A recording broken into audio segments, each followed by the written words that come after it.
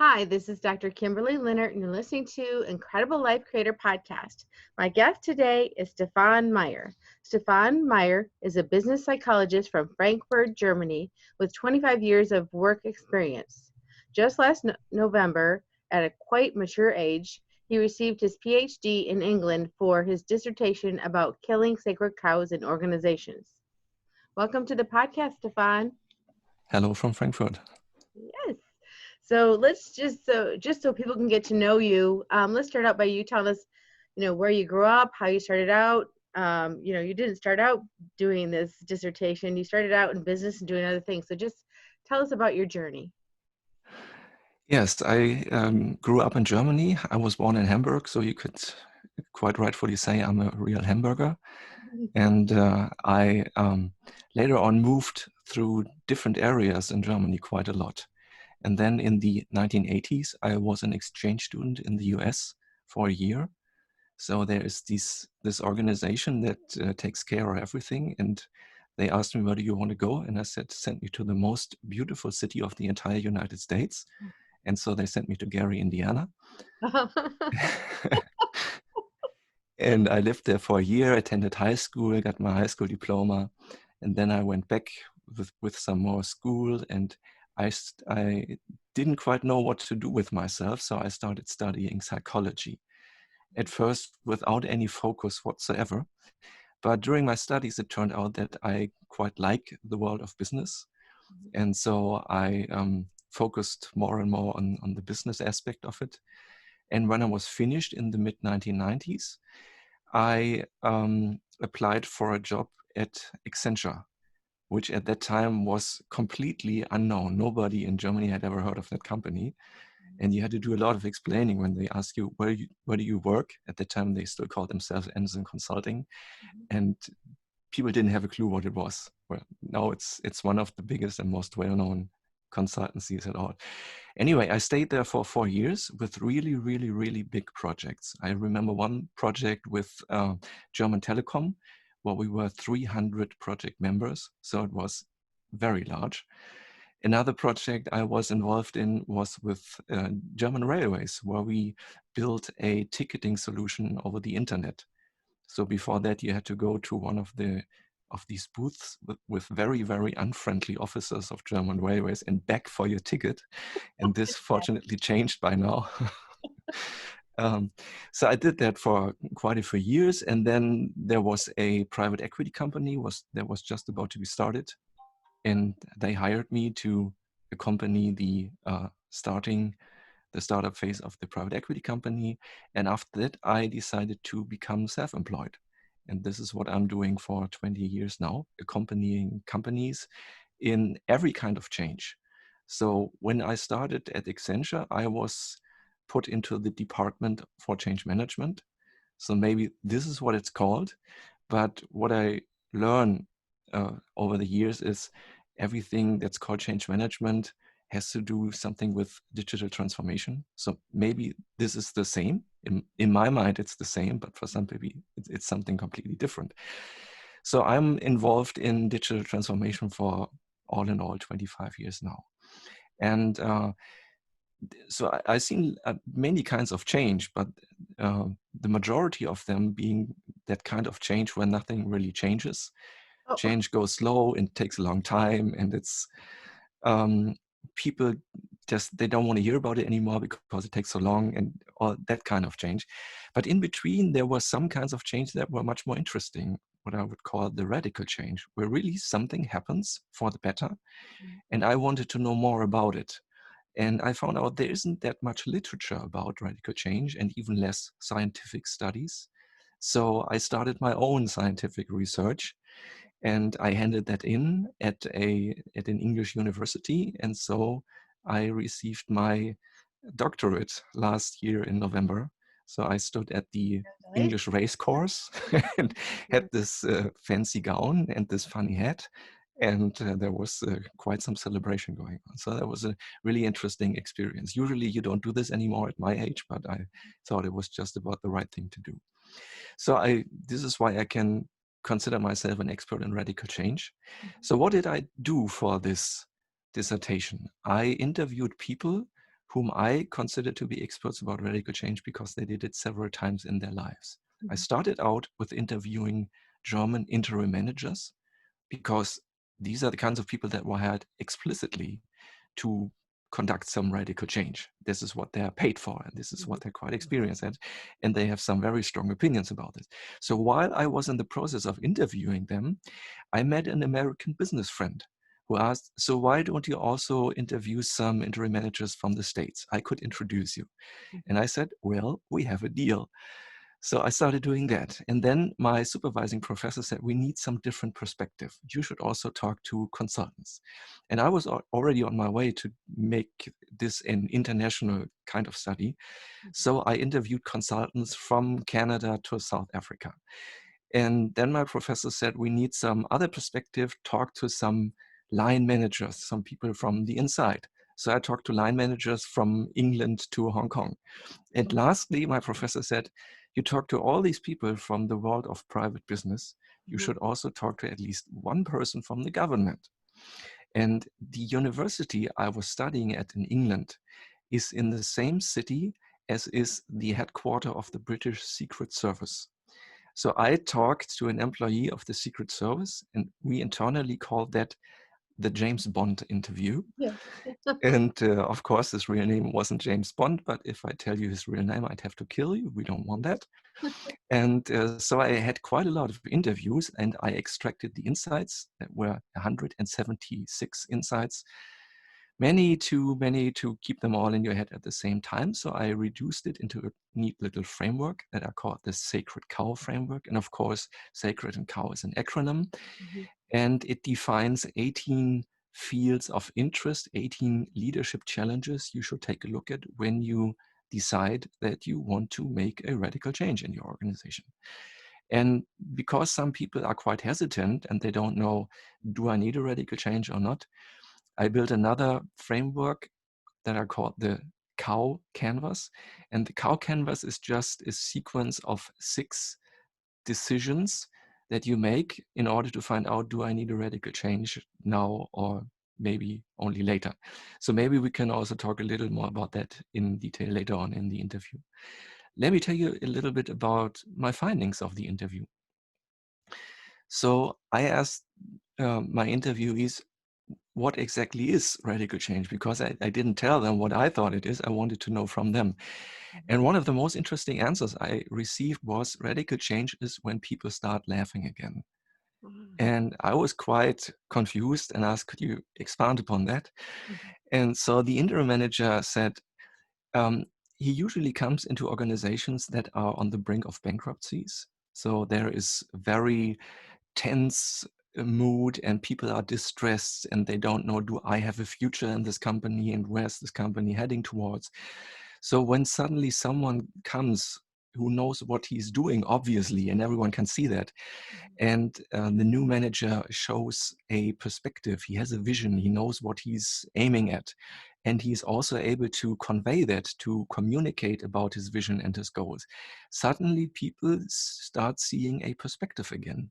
They can envision themselves in the organization for quite some time. They say, oh, this actually might present a future for me. So there's some release of the tension and people get happier again. And then finally people start laughing again, not because the boss makes a bad joke and you have to laugh, but because people want to. And so this is one of the interesting findings I found about radical change. It really can be a change for the better. Not always it is, but it can be. There is quite some probability that a radical change is a change for the better. So among the many, many questions I asked, and I asked quite a lot because the interviews were up to 2 hours long, the question that for me was the most interesting one is, does every organization need a radical change every now and then? I wanted to know that, because if the answer would be yes, then we probably would redefine what leadership is all about. So I asked this question, do we need a radical change? Does any organization need a radical change every now and then? What do you think? And this is science. I would have loved if everyone gave the same answer, but it wasn't the case. So one half said yes, and the other half said no. So one half of the interviewees said, yes, of course, every organization needs a radical change every now and then, every few years, and most favorably before the crisis hits you.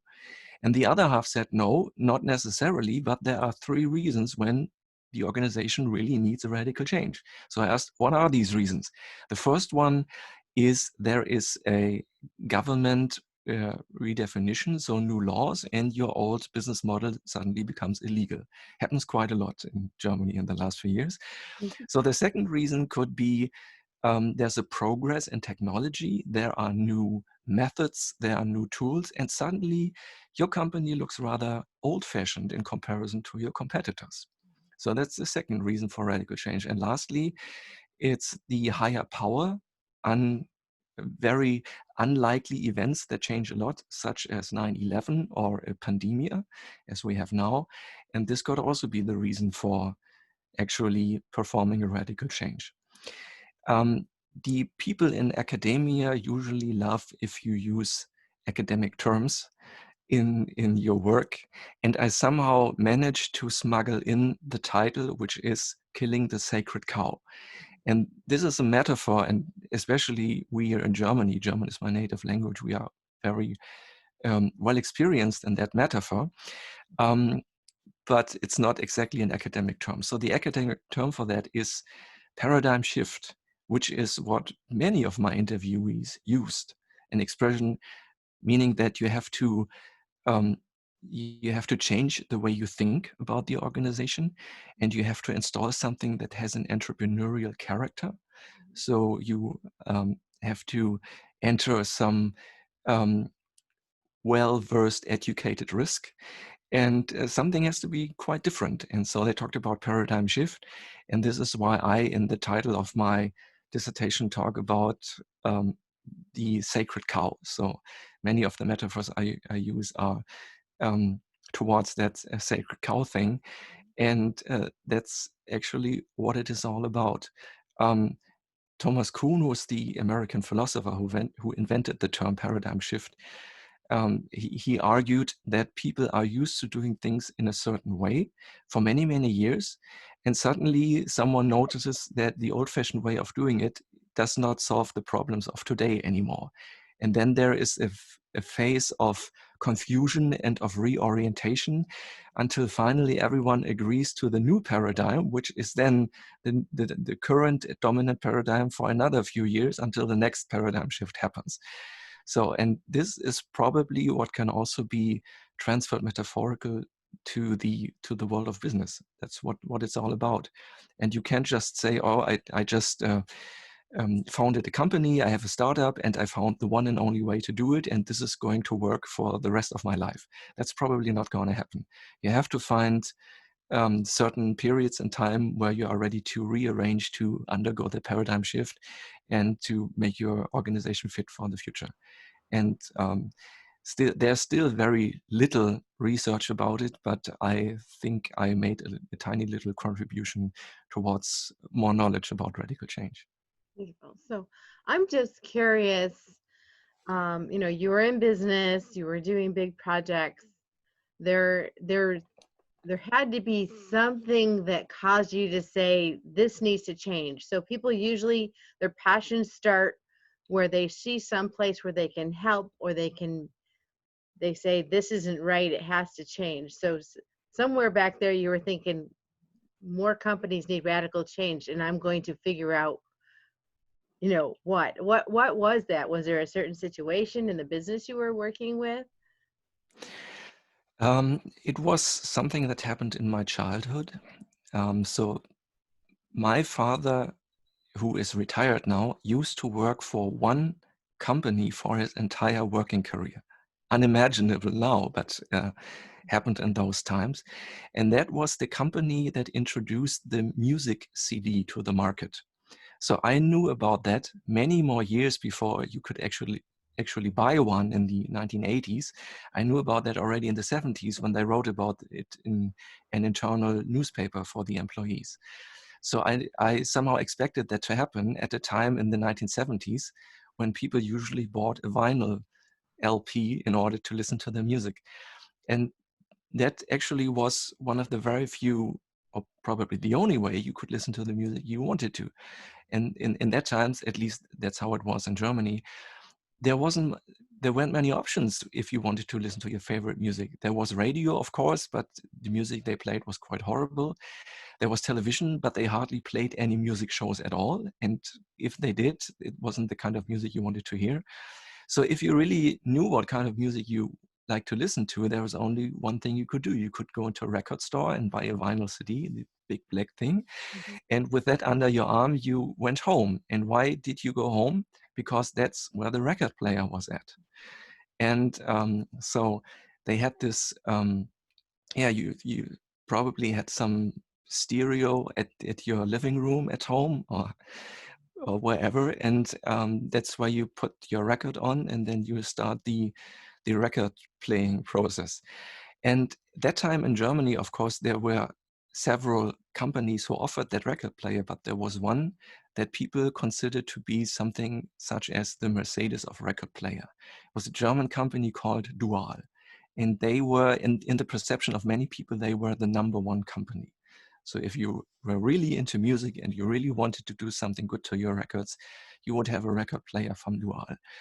And I always, well, nowadays, they completely disappeared from the market. And one of the reasons, I think the main reason why that happened is because they didn't care about their sacred cow. So if you would have asked the people working at Dual, what do you do? They would have told you, we are in the business of building record players. We are in the record player business. But the thing is, do people need record players? Well, of course, yes, if they want to play a record. But what do people really want? And I would say they don't want the record player. They don't even want the record. They want to listen to music. That's what they really want. So um, this is as long as they need a record player in order to listen to the music, that's what they buy. But once there will be a better, a cheaper, a more elegant, a more technologically advanced, or more fashionable way of doing it, they will switch to the other way, and then they don't need record players anymore. And the people working for Dual just didn't get that. So why do people listen to music at all? Because it makes them feel good. So I know when I don't feel that good, then I listen to one or two of my favorite tunes and I feel better again.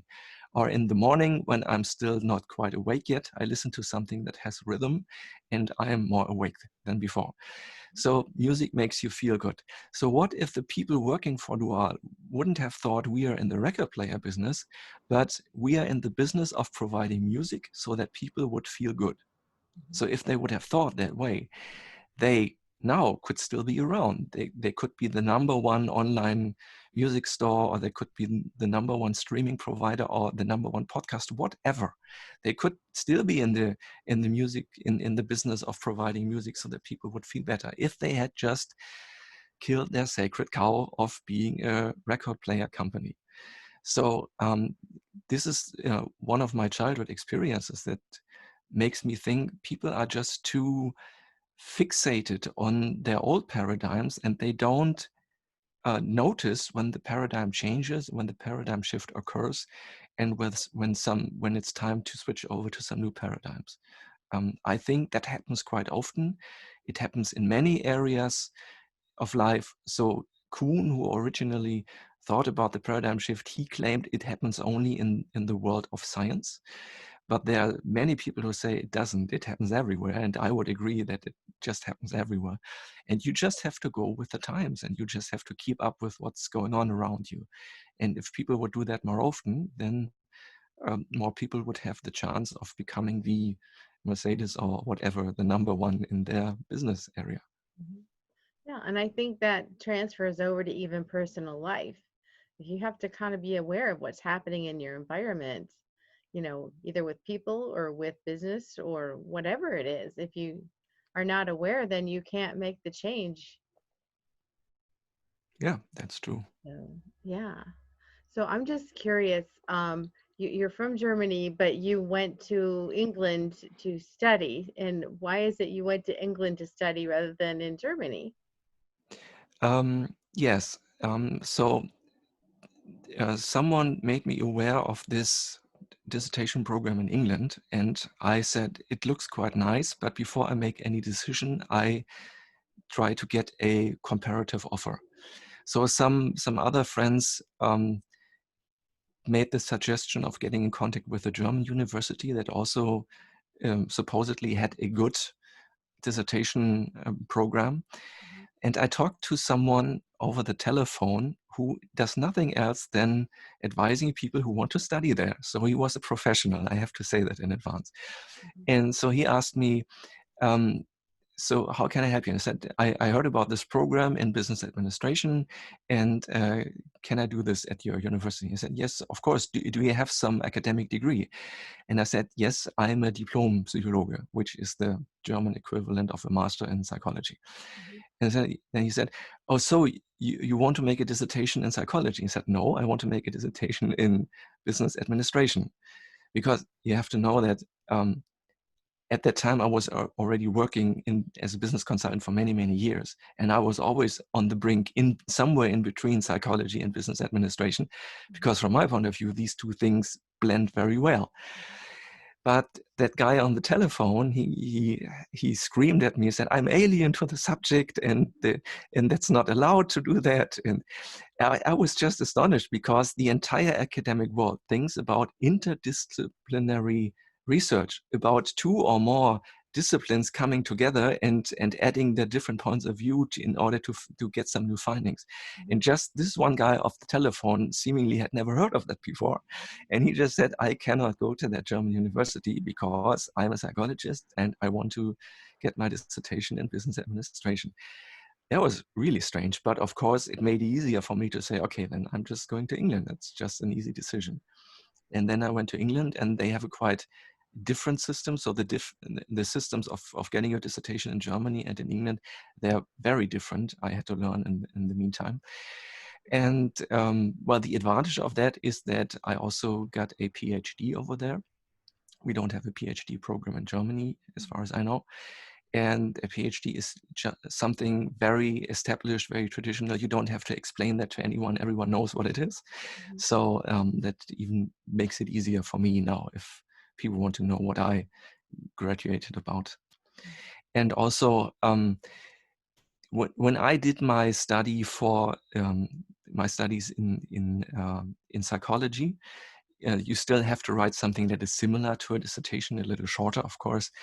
But I had to do the topic that my supervising professor was doing research about. I didn't have much choice. And now, in writing my dissertation, I had the complete freedom of choosing everything I wanted to. And this is why I could freely choose radical change and killing sacred cows in organization. And I just had to find the right supervising professor who was experienced in giving me guidance about that. And so I really could build on my life experience, on my professional experience, and just could somehow use everything I've learned and focus very much on the thing I found most interesting. So when you came to the United States, Gary, Indiana, Yeah. the high school student, how did that change your paradigm or your way of thinking? Well, first thing I found out, it isn't the most beautiful city in the entire United States. Also, at that time in the 1980s, everyone was talking about Michael Jackson. Michael Jackson, he was a big star at that time, and everyone had a story to tell when the Jackson 5 were still touring the high schools. I didn't know that I'd never heard of the Jackson 5 before, and I didn't know that they were making concerts in the high schools when they were still completely unknown. But everyone had a story to tell about that. And then suddenly they became stars. And the first thing they did once they had money was move away from Gary, Indiana. I can understand that. And well, one of the big advantages if you live in a different country with a different language is that it gives you an opportunity to become quite fluent in that language. My English has gotten a little rusty now because I didn't have much opportunity to practice in the last year. But I still have the confidence that if I would again move to an English-speaking country, I would get quite comfortable with that in a very short time frame. So this is an advantage. And most people in Germany have learned to speak English, but not everyone at the same level. There are quite some differences about that. So this, of course, is a big advantage. Also, there's this different culture, and still I learned how different countries can be, even if they are seemingly very similar to each other. And I learned some strange things. For example, Gary, Indiana had a high crime rate. I heard the rumor that it was even higher than Chicago, which is quite near and a lot bigger. But I remember one occasion I went to a school friend of mine when I was attending high school in Gary. And he very proudly presented to me, he was in welding class and he welded something and he showed it to me with quite, he was quite proud about his accomplishment. So what did he weld in his welding class in high school? It was a machine gun. So that was Gary, Indiana. And you can make a lot of interesting experiences such as these. Yeah, it was quite interesting. And I still have some high good feelings for Americans, and I still have some American friends, and that makes it interesting for me. Also, one last thing I learned is, since the United States are quite big, quite large, and you can travel a long time and still be in the United States, that's completely different in Europe. And before my stay in the United States, I was only focused on Germany, and there's just no reason to leave a country because you don't do this.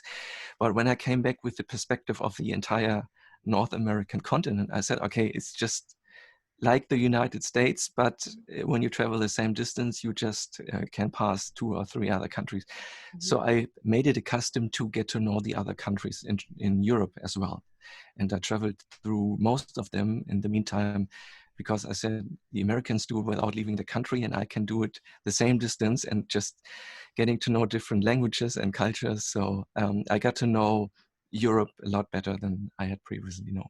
Yeah, sounds like fun.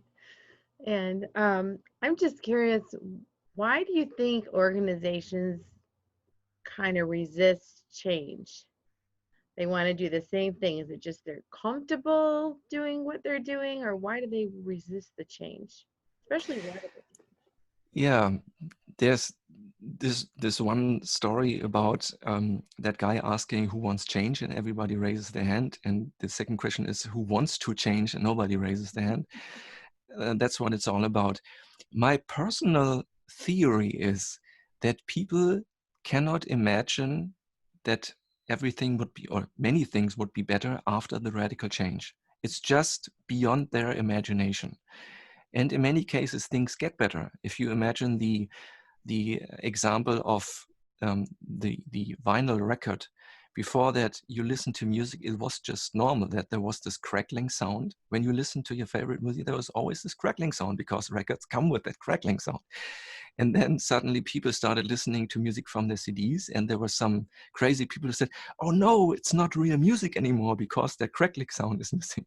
So there are always some people who find flaws in new technology and new advancement, but the majority somehow got used to it and said, well, music somehow sounds better now that it's digital. And the same people who now agree that the audio quality has gotten a lot better, they would have been the ones to resist the most before the radical change took place.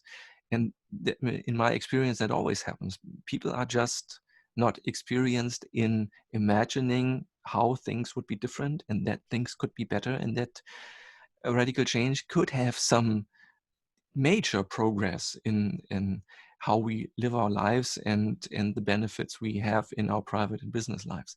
It's just too hard for people to imagine. So this is why we need visionaries who can envision the future and who can communicate about the future they foresee. And radical change is always, of course, it has to do something with turmoil and with relearning things and with doing things differently, and nobody likes that, but it's worth it. And this is why we need the visionaries, in order to keep people motivated and to say, look, this is where we're heading towards, and you just keep your eye on the goal, and then everything will be fine. Exactly. And anything new you learn, there is a learning curve. there is kind of trial and error in getting there. So, but no one wants to go through that. They just want to be masters of it already. Yeah. I just heard a joke about somebody applying for a company, and so and the interviewer said, so what's your final question? And the employee to be said, well, okay, what about the salary? What do I earn? And the guy from the HR department said, well, it's 80,000 in the first year and 120,000 in the second year. And then the guy said, well, I come back the second year. Just wait to the second year. Oh, that's Yeah, and that's the same way is how people approach radical change. Just call me when everything is over, and then I'll be back. that is so funny. So, just from a practical perspective, how do companies make sure they don't go the way of the record player? They don't want to go that direction. They actually want to be progressing and getting better and expanding. What questions should they be asking themselves? What assessments should they be doing? Yeah, well, there are several things you could do. First of all, a warning, just don't limit yourself to asking your clients what they want. That can be something that gives you some hints, but usually clients don't know what they want or what they need. And there are many stories of many entrepreneurs who just ignored what the client told them they needed and redefined themselves what they needed. This is how the iPhone and other things came into existence. Mm-hmm. So it's not enough to ask the clients what they need. You also should have your eye on the future, on trends. There are these mega trends and there are minor trends and there are international trends. So there are professional trend scouts who live in different countries and they tell you what's going on there. And also from my personal experience, I very much believe in learning from other industries because I never focused on one industry. The usual thing is when you are a freelance consultant, such as I am, that you would focus on one industry and every potential client would say, oh, you're so experienced in my industry, I'm going to hire you. And I never did that. Even when I was still an employee with Accenture, I was sent from one industry to the next one. And I kept that course even in my self-employed phase. Usually when I finish one project, the next project I'm in is a completely different industry. And I appreciate that because it keeps my mind active and it gives me good ideas. In my personal opinion is that every industry has some major flaws that have already been resolved in another industry. And the people don't know it because most people always work in the same industry their entire business life. So they don't have a clue. And this is why you need to hire a consultant who has experience in a different industry. And I think most problems we have already been resolved. If you just open your eyes, look into other industries, there you will find the solution. Mhm.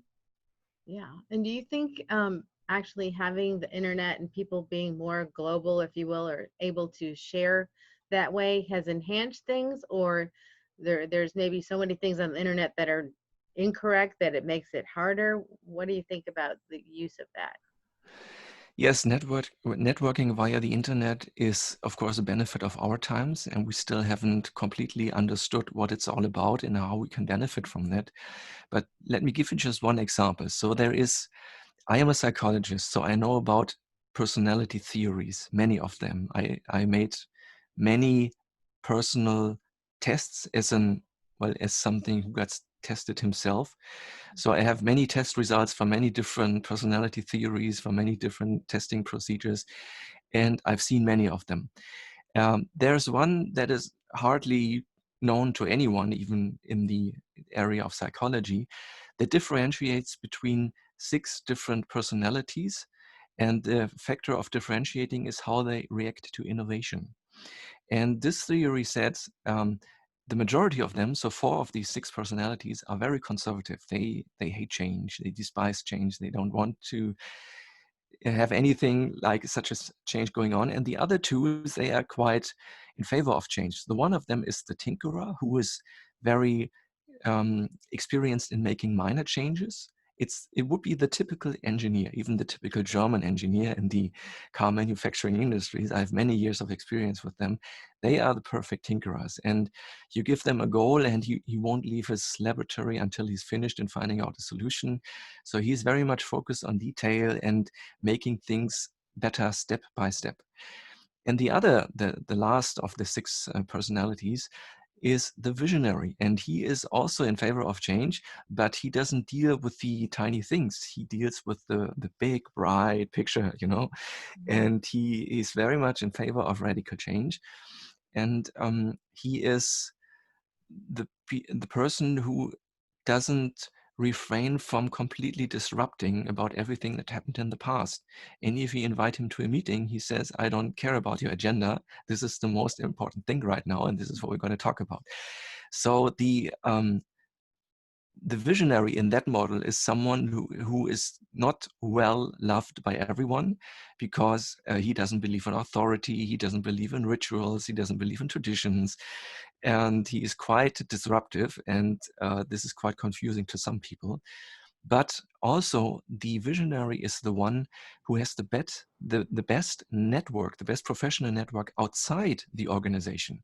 Most of the people who have a network keep their network reframed to the people inside their very own company.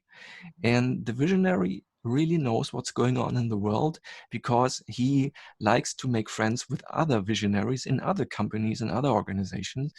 So he is usually quite well averse of everything is going on, interesting trends, interesting technologies, interesting process changes. So if one in the company knows about it first, it's probably the visionary. And this is also a reason why you should embrace the visionary in your organization, and every now and then talk to that person in order to find out what's currently going on and how can we as a company benefit from the changes that are about to take place. Beautiful. Do you by any chance remember the name of that test for innovation? There isn't really a name for it. And I got to know the last person who did some research about that in Germany, at least. And he died a few years ago. So that completely disappeared from the market. So you won't find much information about that. Okay, because I think it would be very useful for companies, especially to use that to assess their employees to see who they want to listen to, for one thing. Yeah, I'm also I love to be a keynote speaker, and I do that every now and then.